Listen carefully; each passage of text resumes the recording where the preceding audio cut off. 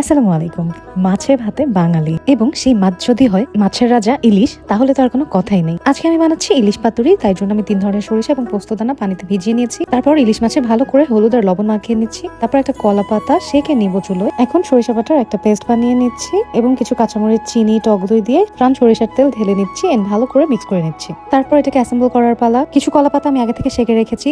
এখন সেই কলা পাতাগুলোতে এই মিশ্রণটা দিয়ে ইলিশ মাছ দিয়ে একটা টুকরো কাঁচামরিচ এবং ফ্রান সরিষার তেল একটু উপর দিয়ে ঢেলে দিয়ে নিব। তারপর কলা পাতাটাকে খুব ভালো মতো মুড়িয়ে নিব যেন তেল বা মশলা বের হয়ে না যায়। তারপর একটি সুতা দিয়ে বেঁধে নেব। এখন পাতুরিটাকে ভেজে নেওয়ার পালা। তাই প্যানে সরিষার তেল নিয়ে নিয়েছি এবং একটা একটা করে পাতুরি দিয়ে এপিট ওপিট ভালো করে নেড়ে চেড়ে ঢেকে রান্না করে নিচ্ছি। এই তো তৈরি হয়ে গেল লোভনীয় ইলিশ মাছের পাতুরি প্রাণ সরিষার তেল দিয়ে। দেরি না করে আপনারাও বানিয়ে ফেলুন এরকম মজাদার ইলিশ মাছের পাতুরি এবং অবশ্যই আমাকে কমেন্ট সেকশনে জানাবেন আপনাদের ইলিশ পাতুরি কেমন হলো।